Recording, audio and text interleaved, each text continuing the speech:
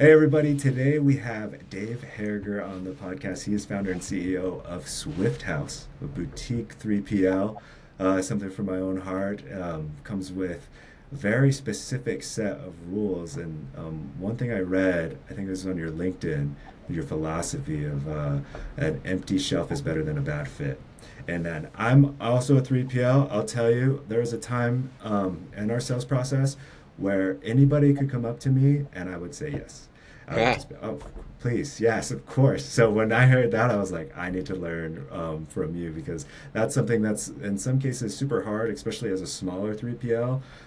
In my area, I could throw a rock at five other massive 3PLs, and that's just one of five of their buildings. And like, man, this is a tough industry to be in, especially just as a startup. So to focus on that boutique style, to come at it with that mentality. And then I also saw that you were changing WMS systems, which is never an easy thing to do.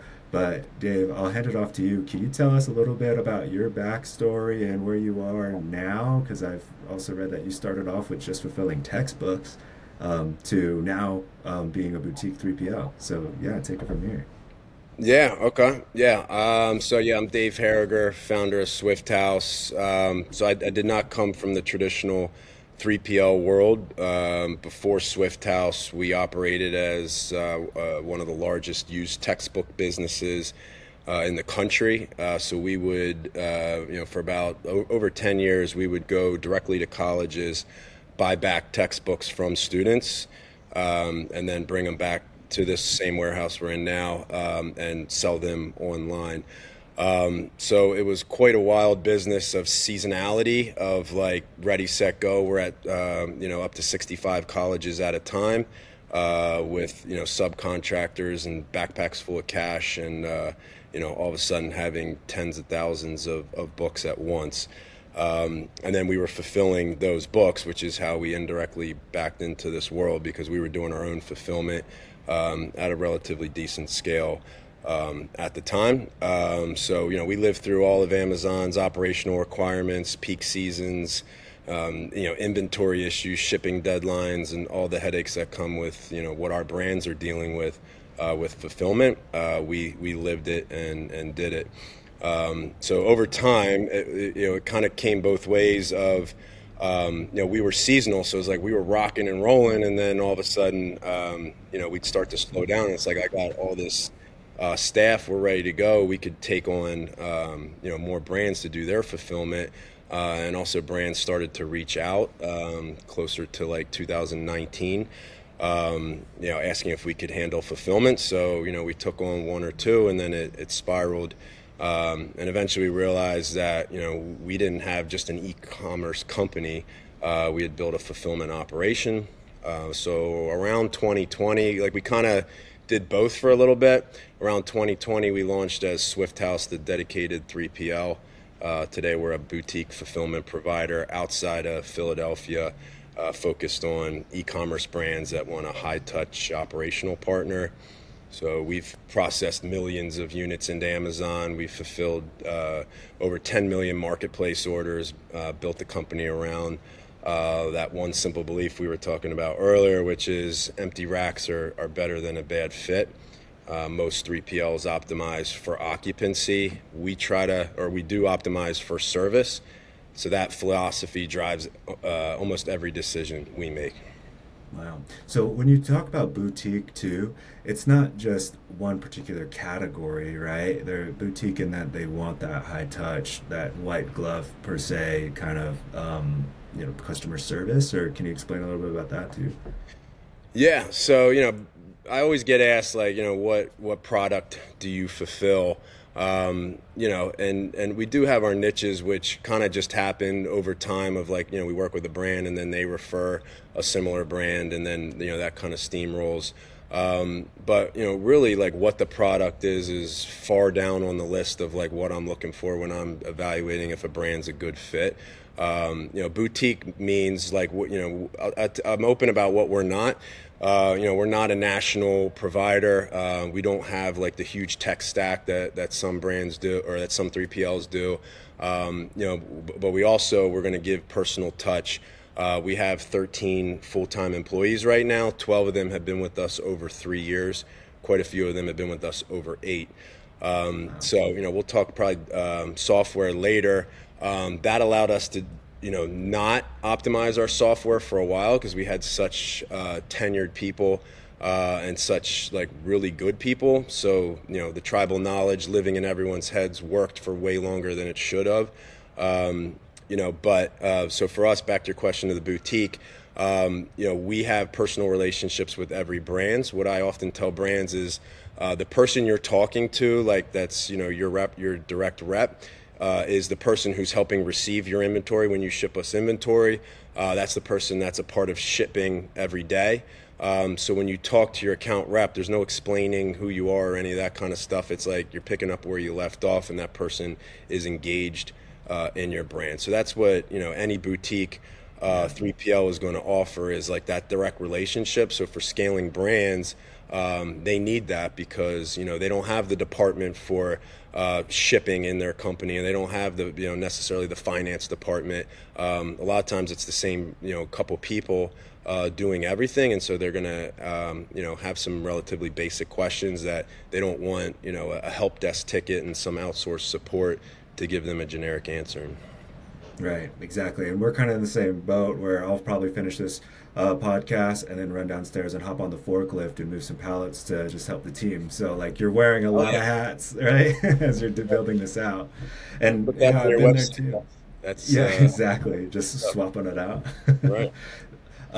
You did mention like your your team has been there for a while, and so changing softwares, that's sometimes super difficult because they understand it. You kind of built that flow, and there's that saying where you're building the plane as you fly it, and then when you're changing a software, sometimes that feels like you're taking apart the plane while you're flying it just to build it back a little bit better. Talk to me about your experience through that transition of switching out WMS systems. What did you have before? What do you have now? And then what's your experience overall now that it's been implemented? Right, yeah. So the WMS, for anyone who doesn't know, is a software that powers the 3PL. So it's a warehouse management system. So we reached a point where we had just outgrown the system that got us to this point. We had been using it for, probably close to 15 or, probably 10 years. We knew it inside and out. We knew how to twist it and turn it and make it do things it wasn't supposed to do. So, it got us way farther than the software was intended to do. And when you're smaller, the experience that we have can cover up some of the software limitations. Like, our people know where inventory is because they put it there. People know the exceptions because they created them. People know the workarounds because, again, they created them. So a lot of the operation lives inside people's heads. The problem is that doesn't scale. So as we continued growing, we needed better inventory controls, better reporting, more visibility, and more consistency. So when that person's off, then we're not, trying to figure out, what system that they know super well, and try to overcome that. So, like you said, it feels when you're changing the software that powers any company, whether it's a 3PL or any other one, it's literally changing the engine while the plane's flying. Like, orders still got to ship, freight's still coming in, all the deadlines of the marketplace still exist. Clients rightfully don't care that you're implementing software. They expect the same service, that you promised them from day one. So the thing that nearly went wrong wasn't necessarily like a system failure. It was kind of realizing how much tribal knowledge we accumulated over the years. So the WMS actually exposed that. Of course we knew there was too much, which is why we were going for the WMS, but like you really start to see how much is there. And what happened for us, and probably just about anybody, is like, but what was a surprise is our processes actually became slower. Because now receiving has more scans, put away has more scans, picking has more scans, packing has more scans, because the WMS only knows, of course, what you tell it. So, where it quickly gets in someone's head, it takes a little longer to get it into the WMS. So, the software can only help with what you put in it. So, intentionally added more processes, discipline on the front end, which could be a little bit frustrating on the floor because it's like, hey, I just want to take that thing that's right there and just put it in a box, but I gotta like scan it and then I gotta put it in a bin and then I gotta scan that bin and then I gotta put it over here and then go down the line. Whereas we used to be able to just go grab it and ship it. Um, Yeah. the payoff is that we eliminated a huge amount of work on the back end because before every discrepancy is a huge project, right? So managers got to stop what they're doing. They got to research, history. They got to trace movements. They got to reconstruct what happened. That might be a meeting of a couple people to try to figure out what happened. And those are expensive hours because you're pulling expensive or experienced people into detective work. So, it's always going to make more sense to have repeatable tasks that take maybe a little bit longer versus, the projects on the back end, which is what we were able to minimize. So the biggest lesson for us was that tribal knowledge doesn't scale.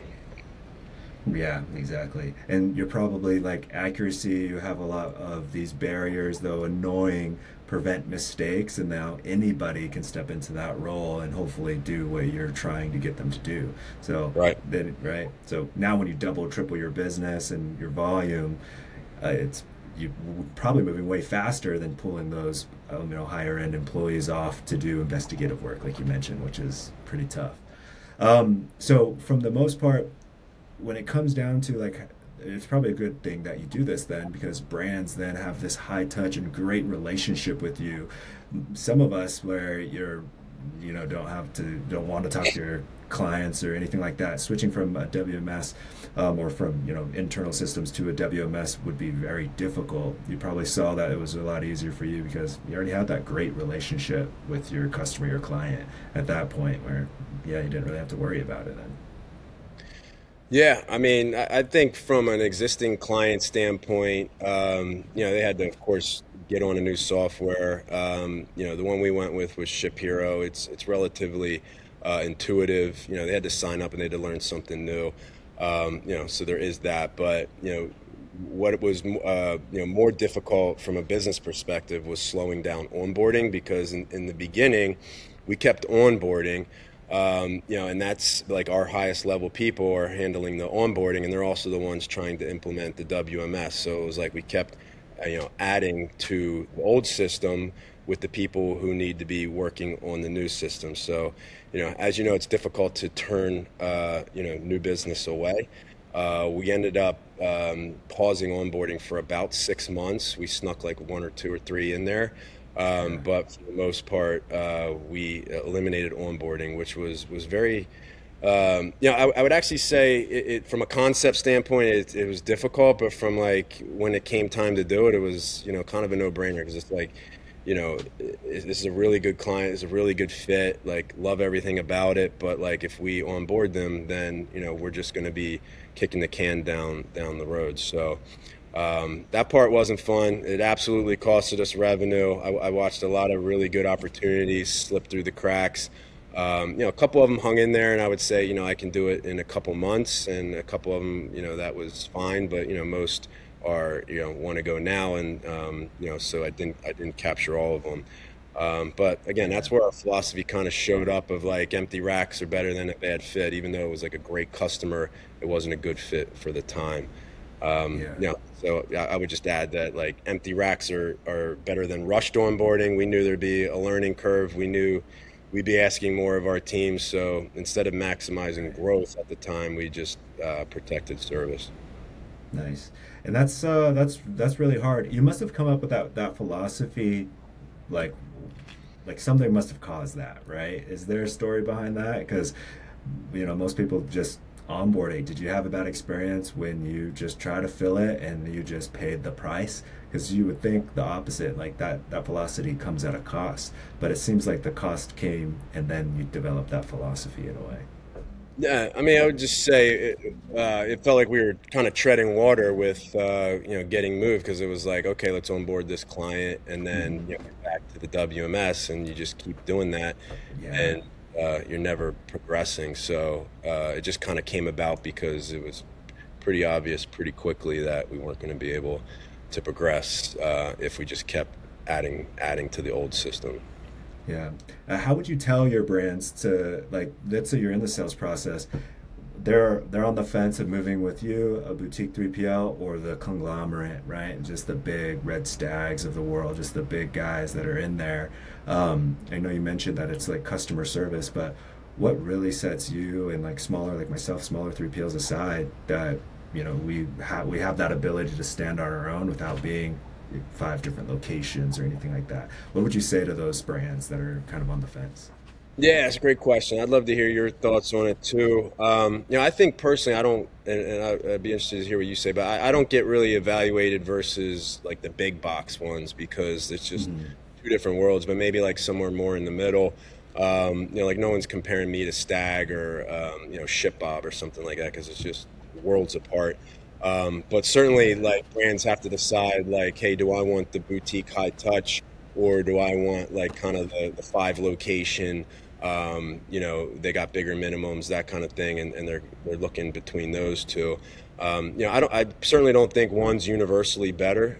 They're built for yeah. different things. I alluded earlier about like the bigger ones are going to have the technology, the bigger technology. They're going to have multiple warehouses. A larger provider is going to have that national footprint. More capacity. So that's incredibly valuable for the right brand. If they have the volume to do it, especially if a brand wants to do like say 2 day shipping, like you really got to have multiple facilities to pull that off with the right margins over time. No, but the bigger organizations often require more standardization. You're going to be one account among thousands. A boutique provider can offer more flexibility, more accessibility, a more customized experience. Like we work really hard to eliminate one-offs, but we can. So it's like we don't want one-offs like that come up every now and then, but we can customize a workflow based on what the brand needs, and then repeat that.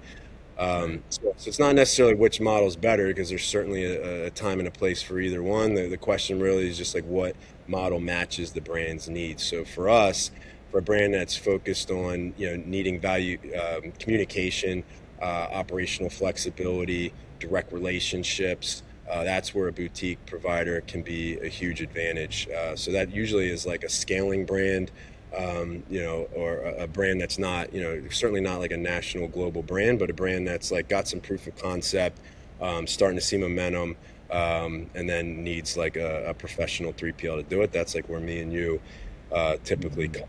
So like for a brand that needs a massive national network, the standardized operations, multiple facilities, that's where a larger provider may be a better choice. I'd say the mistake most brand, or not most, but the mistake brands can make is assuming that bigger automatically means better, whereas Yeah. fit matters more than size. What are your thoughts?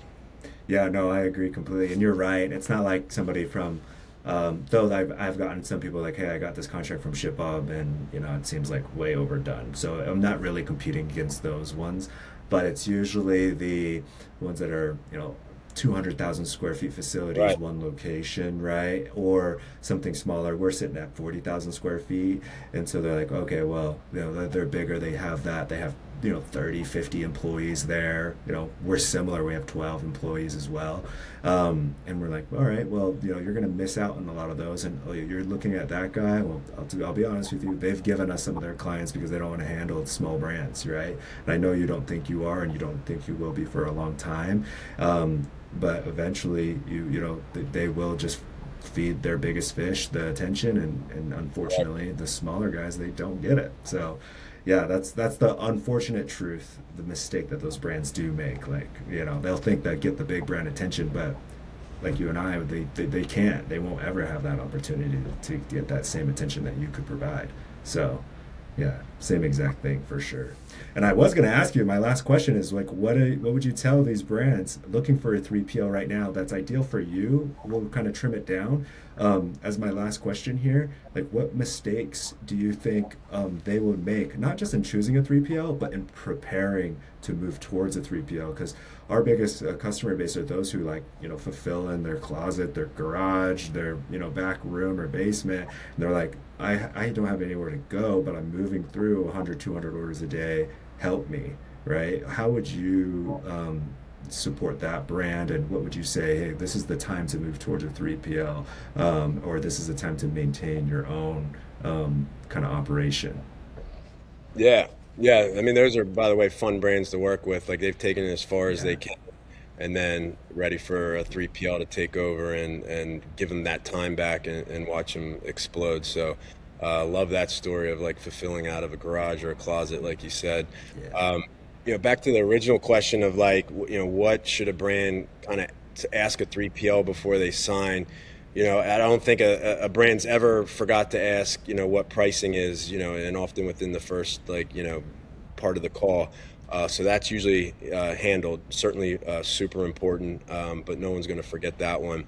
The question that I rarely get asked, but have been asked like once or twice, and when I hear it, I'm like, yes, you got it, because they'll say like who's not a fit for your company, and if a brand asks that early in the conversation before the 3PL has like an idea of how to answer it to that company, I think that's going to give it's going to tell the brand exactly what they need to know, like who's not a fit and who is a fit. If the 3PL says like just about anyone, or we can handle just about anything under a warehouse, that should raise a red flag, because we have a saying here that like, can we do it? Yes. Should we do it? No.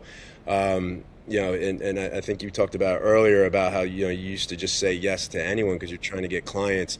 And certainly I was in that boat at one point too. And looking back, we'd probably both agree that like that's not a great place to be. Now, like I say no to over 65% of the people I talk to.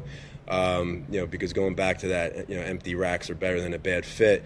If it's not a good fit, then it's just not an opportunity we want to move forward with. So if a 3PL can't define like what's good and what's not, then they might not be quite mature enough, to take on the right brand. The second question I'd ask is, like almost like a job interview. Tell me about a recent mistake. You don't want to hear about the success story. Everyone's got right, many success stories, right? But like a mistake, we all make mistakes, obviously. So, it's not like, did you make a mistake? Yes, of course. But like, how did you communicate it? How did you fix it? What changed afterwards? And to kind of see like, how do you operate when things don't go smoothly? Because of course they're not always going to go smoothly. And right, yeah, the last question I'd ask is walk me through onboarding. Um, Surprisingly, that doesn't get brought up nearly as much as I think it would. I typically bring it up because I think personally we have a really good onboarding experience, but like most fulfillment problems don't come up 6 months into the relationship, they happen during onboarding. So like knowing what that process is, to know if it's a fit for like where that brand is and can they take on that process, and like what the technology is. Some brands like really want technology and they want robust because like they got that background, and some brands just like, hey, can you keep it as simple as possible? Can I stay on Shopify? Do I even need to use your software? right. So depending on where the brand leans on that, could have a big impact, because not every brand has the same needs and not every 3PL has the same onboarding experience. No, exactly. Oh, I really appreciate it. This is kind of like a breath of fresh air to commiserate where we came from and where we're at now. I think you're doing great work too. I love that you focus on the customer and you're okay to say no to 65%. We need to talk later, okay? If you're saying no to 65%, okay. But that's an amazing thing that you know who your customer is and you know who's going to be a good fit. Because at the end of the day, it kind of trickles down to your employees, how they're working, how they engage with it, and it seems like you know what fits well with the entire environment, which is really nice to hear. But to close us off, like tell them where they can find you, where can they get a quote from you as well, like pitch yourself here and we'll close out. Yeah, I mean, our website's theswifthouse.com. We're on the East Coast, right outside of Philadelphia. Like I said earlier, a great fit for us is a brand that has proof of concept, looking to scale, kind of know, what their direction is, and looking to grow it from there. We're certainly not for global brands, but we're for brands that have some sales, whatever that is, and looking to take that to the next level.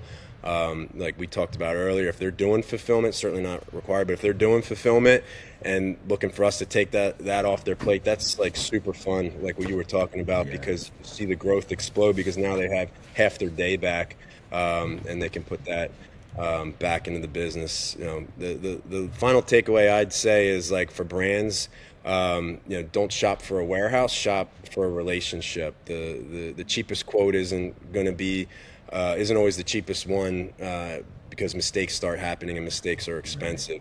The biggest network isn't automatically the best fit. So, find a partner that understands your business, communicates clearly, is honest about what they're good at and what they're not. And one thing we often say is fulfillment should be boring.